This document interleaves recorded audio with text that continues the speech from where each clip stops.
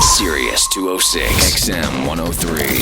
It's Erik Nagel. Back here on It's Erik Nagel, that is me, and Giddles is over there doing part 2 of our San Diego Comic-Con coverage. Matt will be back next week, and we'll be back live for 3 hours in the studio for a regular show, which we haven't done in a long, long time. I'm like, where's Matt? I'm like, I miss Matt. I haven't seen Matt in forever. Matt went to London and then told us to piss off. Yeah, Matt went to London. He went in his TARDIS and he flew away. Yes, that's pretty much what happened. So we're going through all of our our San Diego it's yours. Comic-Con stuff. Yes, I wish you could have been there. You can own it, Erik. So we've been talking about some of the cool exhibits and outdoor locations that they had there. Some of the things that really annoyed me, I'll tell you about. They had these it was like a mini parade for Sharknado 3. People walking around with like shark head hats. Oh, jeez. You know, it's like the shark is biting your head, but you're wearing it like a hat kind of thing, and then it's signs, and they're handing out buttons.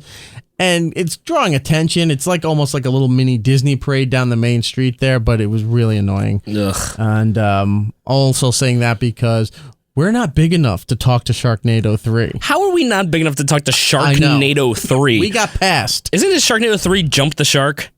Ba-doom.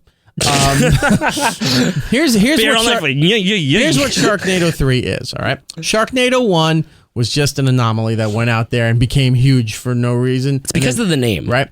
And it just became huge and this big cult classic kind of thing. So they make Sharknado 2. Now, Sharknado 2, they're aware of the cheesiness of the first one and that people love this. So they amp it up and they're acknowledging, yes, we're a cheesy movie. They're self-aware in the movie, which is never good. Yeah. So they do that. Sharknado 3, I can tell you, is how they ruin this franchise, because not only are they aware of what everyone expects from them, they're going to go way over the top to the point where it's not even fun cheesy anymore. They go, this is obnoxious and completely stupid. Not that a tornado with sharks isn't stupid, but it was enjoyable and fun because it was so ridiculous. Now they're going to go so far the other direction where you're going to go, this is you're not even a parody of yourself. This is just pathetic. Dude, this is the same problem I had with the Expendables movie. Like, the first one was actually like a pretty decent action movie, and then the second two, they went with the joke of making fun of themselves in the movie, where it's boring now. That became the gag of the movies as opposed to the movies themselves. And the same thing is going to happen with Sharknado. Because even Sharknado 2 had every single shark reference in it. They had people from Shark Tank, the show that has nothing to do with sharks, in the movie. Right. Like, I don't know what 3 is going to be. Can we get Roy Schreider for this show? No, oh my dead. God, no. Speaking of him, they made a cool shark figure from Funko as an exclusive this year, where it's the shark eating Quint. Yes. He's half eaten. He's stabbing the shark in the nose with a sword, and there's blood everywhere, and he's screaming, which is awesome. Also, Funko makes Sharknado, which is a shark in a tornado as a figure. Kind of do want that. It's a weird transition, but it's a transition nonetheless, because we're going to talk to the guys from Funko, who I love and have been really super cool to this show and everything that we've tried to do here. We've had the guys from their creative team on. We're going to speak to Mark now, who's their marketing director. He was on site there. One thing about the popularity of Funko, preview night, and I've said this before, preview night was 6 to 10. It's only professionals, press, limited access to the floor. So I get in there, it's mobbed. Every blogger and douchebag, you know, with a tape recorder, I'm dating myself, iPhone, that can record audio, got a professional pass for some reason. So it's mobbed, and I get over to the Funko Pavilion there, and I'm waiting online, and they capped the line about maybe 10 to, it wasn't much, 10 to maybe 15 people ahead of me. This was 6:30. The place opened at 6 o'clock, and by 6:30 they were done. Now they have a limited amount that they ration between each day, so that, you know, everybody gets a shot each day, and you take your chances getting online. So I was really annoyed with that, and then because I had so many other interviews, I couldn't get online to wait for everything else. So finally, I got the approval for an interview, and I was like, great. And I did the interview. I picked up some cool stuff, and that's where we're going to go right now and speak to Mark and the cool people over at Funko. It's Erik Nagel at San Diego Comic-Con.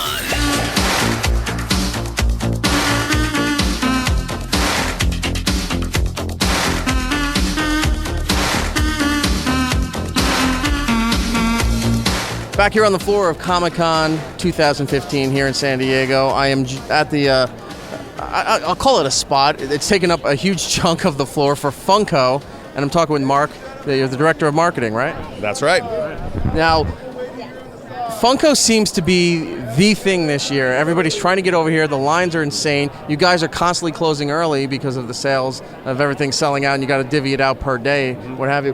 What's with the big boom for Funko all of a sudden? It's built up over the last couple of years. I don't know if it's all of a sudden as much as it's just kind of built popularity as we've gotten more and more licensed. I mean, when you have Star Wars and you add Marvel, and now we've added Harry Potter and Doctor Who, there's just so many licenses for a variety of different fans. It's just expanded and gotten that many more people interested in it. Right. Well, I got to tell you, especially all the newer ones that you're putting out here, I've been seeing all these people, at least, and especially on preview night, but especially on preview night, these huge blue bags that say Funko Pop, and these short dudes carrying like 2 or 3 on each shoulder, just kind of waddling back and forth, weighing themselves out as they bounce their way out of the convention. Yeah, a lot of people go in there and just kind of say, one of everything, please. I mean, we have a limit of 1 per person, but some people will go in and buy 1 of everything they can. So collectors really like it, and people like the exclusives as well that you can only get here. I mean, obviously we sell a lot of product that's available all over the world, but the stuff that we're selling here is only available here, so people want to grab it while they can. Well, remind me to talk to you later about the Doctor Who figure with him holding the Cyberman head. All right. But look at the line. I mean, it's almost Disney-esque the way the lines are here. They're I think it's about 5 deep, and they're doing the zigzag going from where your booth is here all the way down to the emergency doors. Yeah, it's pretty huge. We actually moved to a ticketing system as well because they were near riots in the morning the first couple of days. So today we gave out tickets and said you can't even get in line unless you get a ticket. And I think the tickets were gone for the whole day in about 15 minutes. I remember on preview night, the floor opened at 6 o'clock. By 6:30, you're already announcing that you're closed. Pretty much. A lot of angry people. Yeah, it's not that we're closed. It's just that the lines are full, and by the time we move through the whole line, then we'll be closed. Right. But yeah, our stuff is divvied up per day, and we only have a certain amount of stock each day, and when it's gone, it's gone. What are the new exclusives that you have here at the con, and what's been the biggest seller? We've got too many exclusives to mention, but I will tell you the ones that I think are probably the hottest. Definitely Batman vs. Superman 2-pack. It's the first toy to come out from that new Zack Snyder movie. Very, very popular. Those are kind of gone in an instant. I think people definitely like the 11th and 12th Doctor exclusives. Our Jaws action figure is really, really popular as well. And then it seems like the characters from Inside Out and the Minions are very popular. And Regina, we have the first pop from Once Upon a Time. So it's the first one that we've done from that show, and their fans kind of came out in droves and have been snapping her up. So you now are realizing that Once Upon a Time is yet another gold mine for you to farm. Well, I don't know. It's yet another gold mine for ABC to farm. We're just good partners. Okay, fair enough. Are you a collector yourself? Absolutely. Yeah, I mean, that's what Brian likes to hire at Funko is he wants fans. He wants people who are really into the product. And so, yeah, my house is covered in Funko, and not just that, Hasbro, Sideshow. I collect a lot of different things. Yeah. Now, are they in or out of the box? I'm an out-of-the-box collector. I feel like they got to breathe. And these sculptors, they work hard on the backs of the figures, too. You want to see the whole thing. Do you save the boxes in case something comes on and it's like, I got to put it back in the box? Yeah, I do keep them around. I keep them around where possible. My first introduction to at least Funko Pop, not Funko itself, but the Funko Pop stuff was years ago. I saw the Simpsons line come out. It was just 4 figures, and I'm a huge Simpsons fan. So I was like, oh, that's kind of cool. I don't have those. I bought them. Sure. And I don't think Funko Pop had really hit that fever pitch yet of where everybody was like, anything that comes out, I need to have the entire set of everything. Right. So I have it. It's sitting at home. And as time was going on, I was seeing online a lot of the Facebook pages and boards and things like that. People are looking for these Simpsons figures. I didn't realize, I'm not selling them, but I didn't realize the demand for these things and the insane value that they're putting on these things, especially like on eBay. Mm-hmm. Yeah. I mean, once we've kind of processed through a line and it's kind of hit its retail stride, then we quote unquote retire them and they go into our vault, we call it. And then basically that shoots up the skyrockets the demand on the secondary market. Now, sometimes we bring things back out of the vault. We usually change the packaging then so collectors don't feel like that that, they've been robbed because something gets reintroduced to the market. But we do that pretty selectively. But I do think that there's an issue of kind of trying to keep that balance so the early collectors feel like that their collection is rising in value, but we also want somebody who starts collecting today to be able to get some of those older figures. So we do unretire stuff every once in a while. Well, let's talk about the collectors for a second, because there's a lot of people here that are true fans of certain franchises and ones that you guys provide. How do you guys deal with the fact that, at least in the early days, maybe even today too, but in the early days of the con, that it's all these retailers that are just pushing away, buying everything they can, and then they're flipping it for 2 or 3 times the price? Yeah, I mean, it's kind of a balancing act, because obviously they have the right to buy things too. But what we try to do here at our line is we didn't sell to any exhibitors on Wednesday, preview night. And then we don't allow exhibitors to get in line in the morning. So we do what we can. I mean, we're looking for exhibitor badges and saying, okay, let's get the fans lined up first. But, retailers are important as well, and we have a lot of good retail partners that sell our non-exclusive products. So I don't blame them for wanting those items in their store, but we obviously would rather get them out to fans first. You guys, what do you guys do if you find that somebody that's maybe a licensed retailer to Funko, and you find that they're kind of gouging the price a little bit? There's not a lot that we do about that. I mean, once people have bought them, they can kind of do what they want. I mean, in terms of somebody buying Batman versus Superman today, whether it's a retailer or whether it's a fan, I looked at eBay last night just because I was curious, and they're already going for $250 a pop. Pun intended. But that's not something that I would particularly pay for that product. But if people don't have a chance to get to Comic-Con, I mean, that's the one thing about the secondary market, is that if you can't travel here, then you still get a chance to buy it on eBay. And I suppose if people are gouging, the prices, and the prices are a little exorbitant, then I would say maybe don't pay that much and stick to your guns, and the prices will come down a little bit. But you don't want to completely curtail the secondary market, because again, even me, when I wasn't working here, I didn't get to come to Comic-Con, and I would go to eBay and buy the Loki pop from the movie that I didn't get a chance to buy, and so I think it has its place. Okay. What do you guys actually have a concern about? Because you have all these licenses and you're putting out so much that maybe that there might be some overkill. Yeah, absolutely. I think we try to manage it for careful growth. I mean, you'd be surprised in terms of the amount of times we say no, that, we're not interested in doing that license at this particular time. Starting slow. I mean, even if you look at Harry Potter, we've got like an initial line of like 6 figures, and we're not doing every single character from the movie. Doctor Who, we released like 4 doctors and a couple of villains. We start slow, see how things are doing. I don't think it's bad to have a breadth of licenses, because again, it lets somebody who's into sports buy NFL, lets somebody who's into Star Wars buy Star Wars, and so on.